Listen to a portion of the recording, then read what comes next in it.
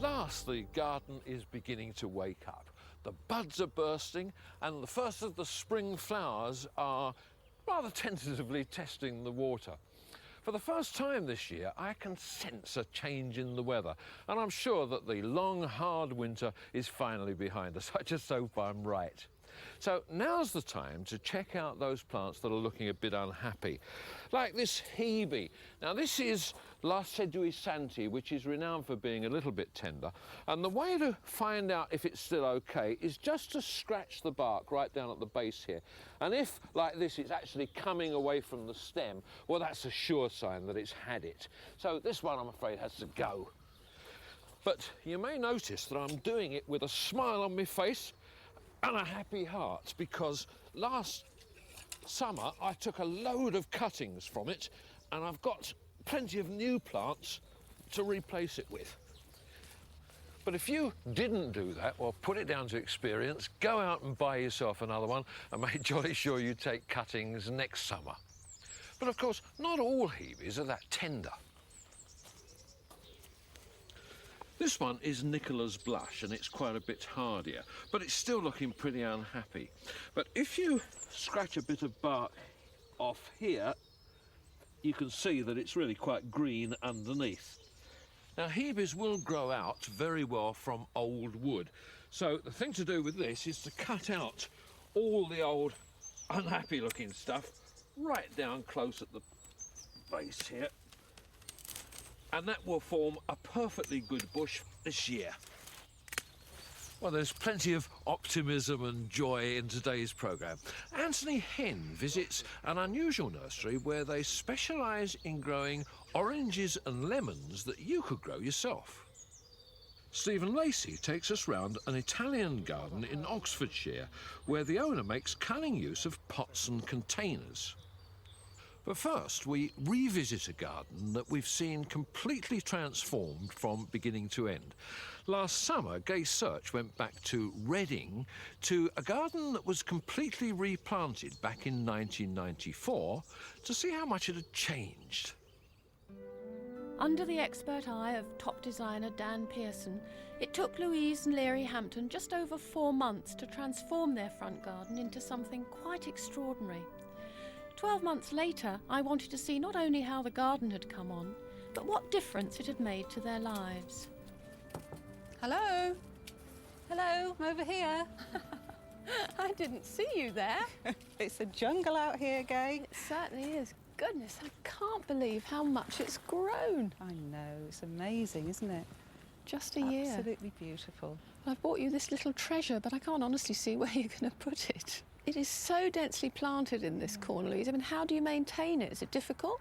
Well, not really. You have to get all your kit on and fill your pockets with what you need, and then you just have to plunge in, really, and just find your spaces round. But it doesn't take a lot of maintenance. So what are you actually doing back there? Well, I'm actually cutting back the lovely flower heads of this euphorbia, because although they go so beautifully with the alchemilla, they really have got to be cut back to allow the next year's growth to come through. I won't volunteer to help you with those because I'm not kitted out properly No, as you you've are. got to have a shirt because the sap just drips and it could blister the skin. The Schultzes have really self-seeded themselves like crazy, haven't they? Yes, they have. And they, of course, they grew through the winter, self-seeded September, and you get the early flowers then. It's a lovely burnt orange. It is, it's beautiful, that one, but what about this one? Oh, I've not seen this before. This is lovely too, isn't it? This bicolour. This is a strawberry split with the vanilla ice cream and the strawberry pink sorbet. Lovely. We've got lots growing in the gravel. Masses of Viola labradorica. Yes, and although they look really good spilling out, there are too many of them, really. Yes. So they do need thinning to give them a chance to bulk up a bit, really. Yeah. We might as well put them in a pot rather than chuck them out. Oh, yes, yeah. Start a little business here, Louise. Viola labradorica nursery. What I really love about your garden is the very different moods in the four corners. Yes. I mean, the soft gold foliage there and the yellow flowers and then the bluey greens there and this lovely smoky. Yes. He knows what he's doing, that Dan Pearson, doesn't he? He certainly does. And he's so right. You know, everything that he said about the garden has just come to fruition this year. Yeah. This iris is the most incredible colour. Which one is it? That's deep black. Was ever plant more aptly named? Yes, yes. Lovely. Like silk. Why does it come as no surprise to find you sitting on your bench? You still spend a lot of time out here? Oh, yes. It's a good place to sit down and read the farm. Your grass there's done really well, hasn't it? These days, they're coming on fine this year.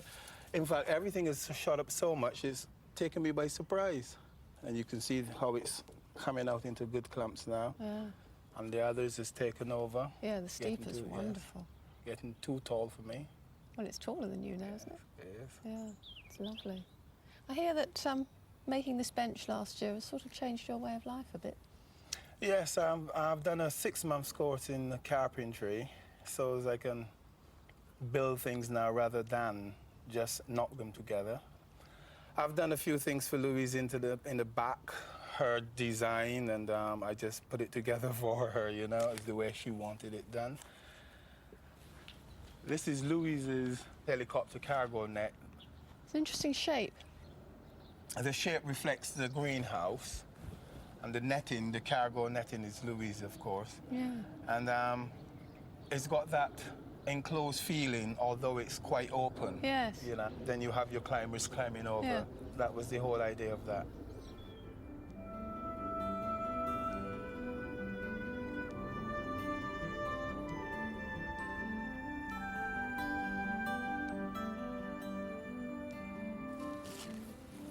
Well, we've abandoned trying to find a hole in the front garden, Louise, but I think we've got one in the back here. Yes.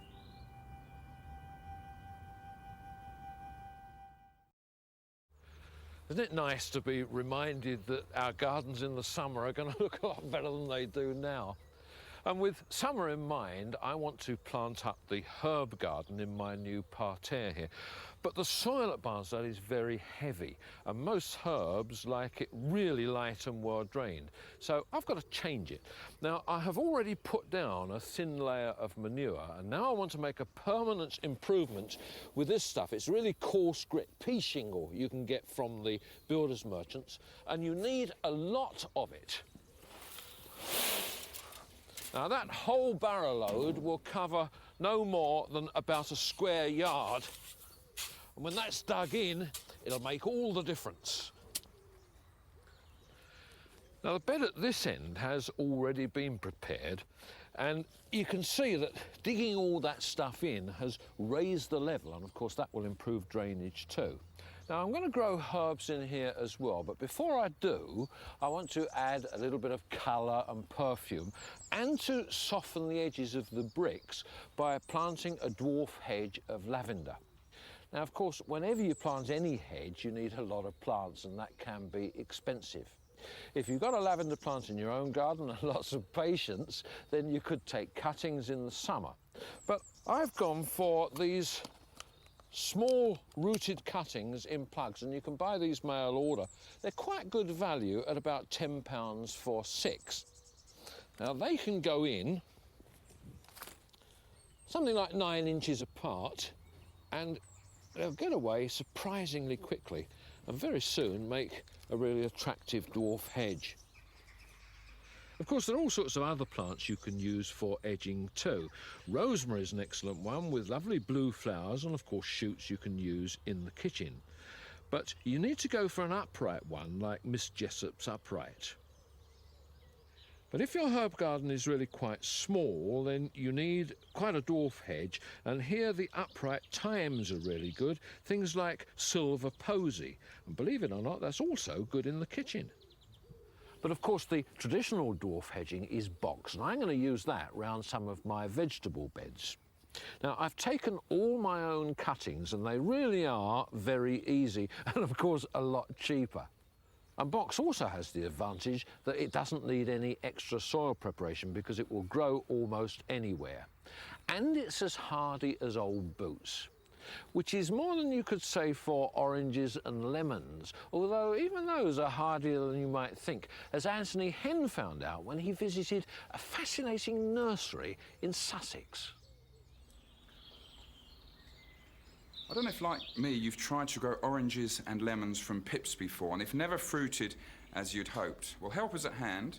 Chris and Mandy Dennis gave up their engineering jobs to start up their own nursery and turn their hobby into a business. They know exactly what they're doing. I'm here at their citrus nursery near Pulborough, West Sussex.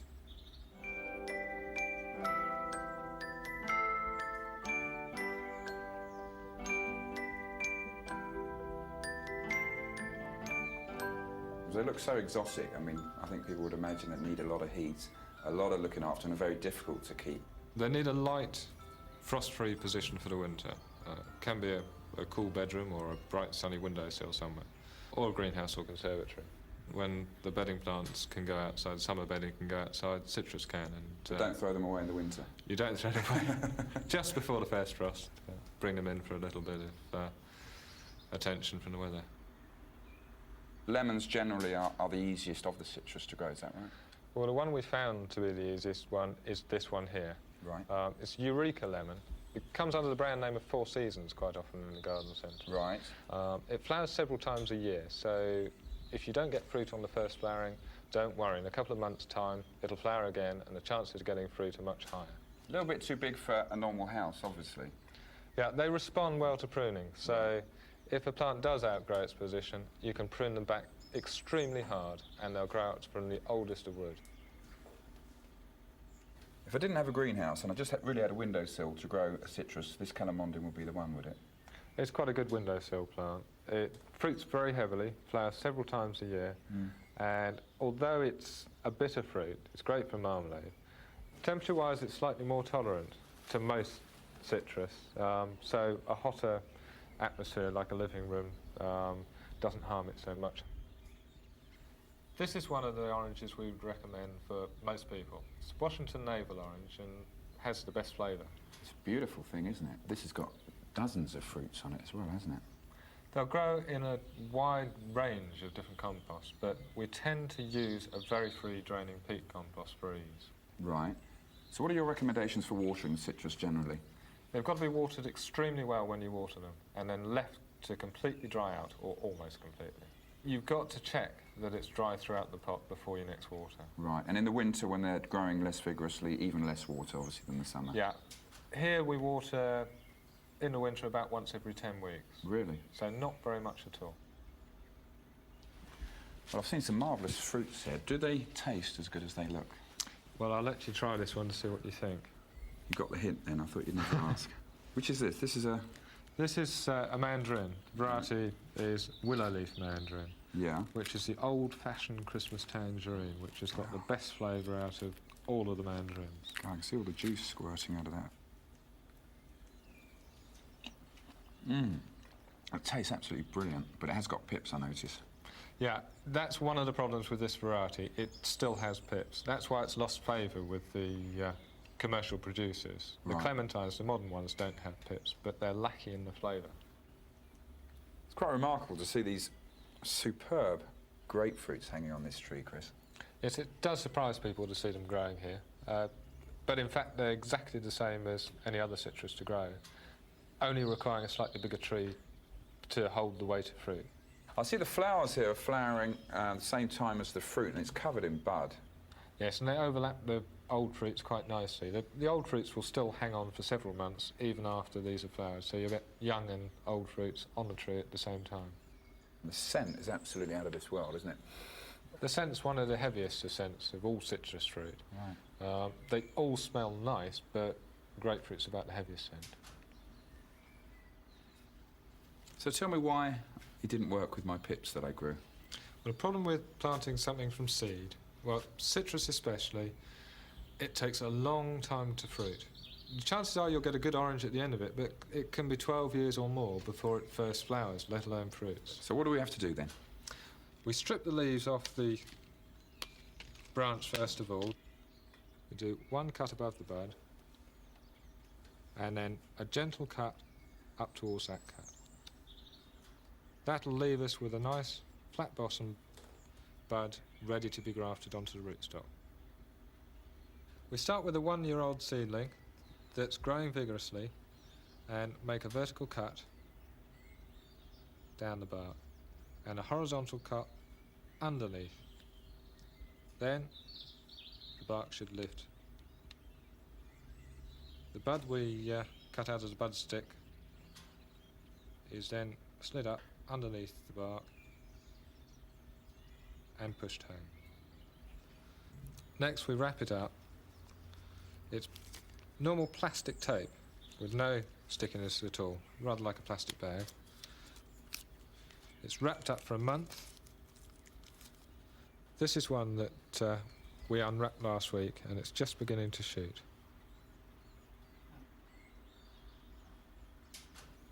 This one is 9 months from budding, and as you can see, it's just beginning to flower and will fruit this year.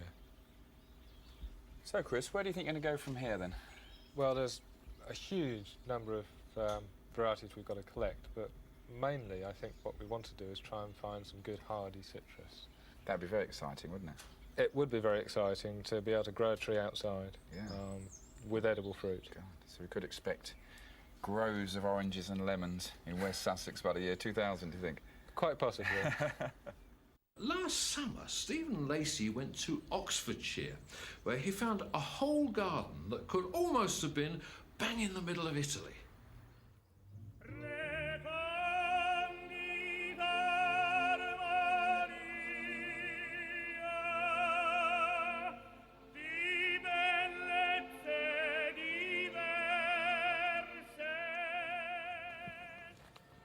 The mood is set the moment you scrunch up the gravel drive, past this line of yuccas, stripped of their lower leaves to resemble palm trees.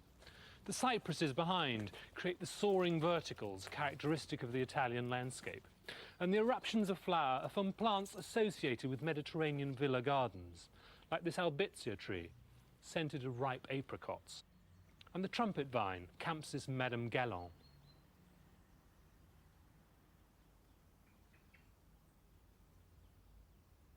These feats are pulled off by making full use of the warmth of the walls and the shelter of the trees, which allow plants to grow that wouldn't be hardy in the open.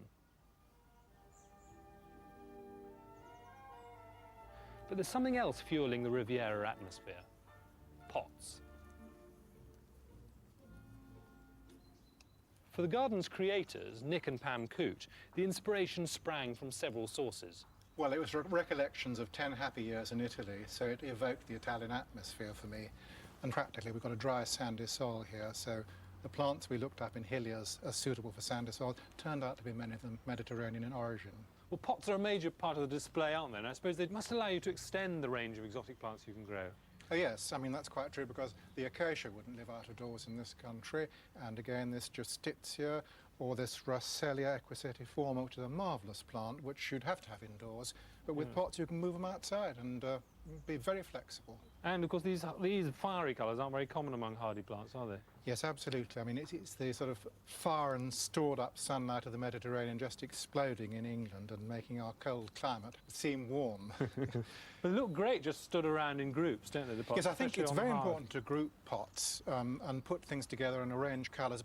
But I do think there's one quite important thing about pots in groups, and that is to give them a sort of framework, by which I mean good foliage plants behind, like that Mahonia there, for instance, quite dramatic, spiky foliage, or the blue of euphorbias, that always sets off colours well, or something variegated. It's like a picture having a frame on it. It just lifts it into another stratosphere.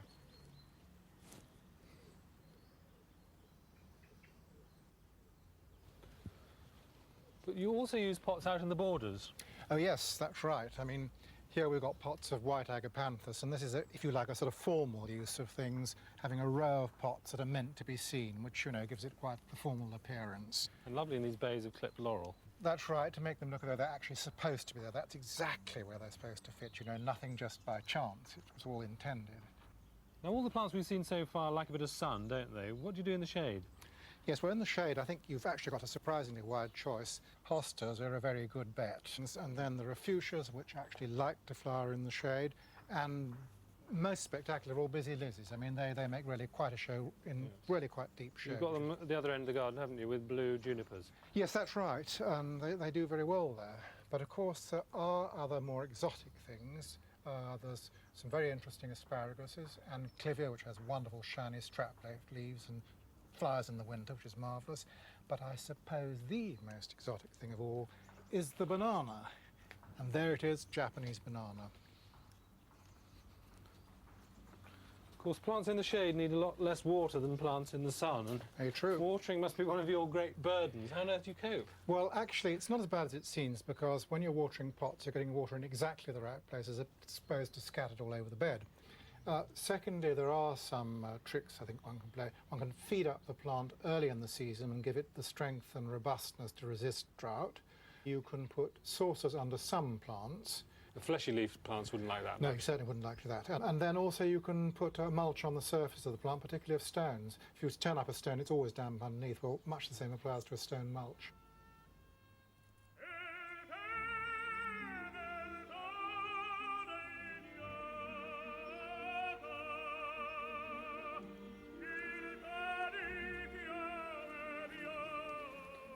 It's a tour de force, this garden, and it proves that wherever you live, you can set your own style and, with the right plants, even chart a course towards a balmier part of the world.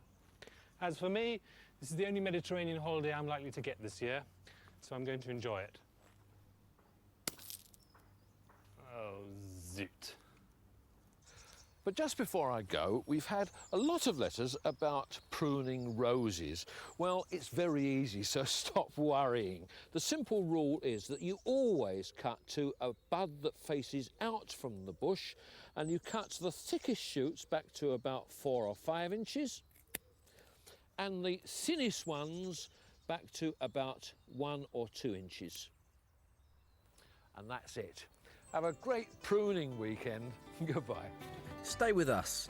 There's a surprise horticultural makeover on the way next here on UKTV Gardens, thanks to the mighty Ground Force team. They'll be in action in just a few moments.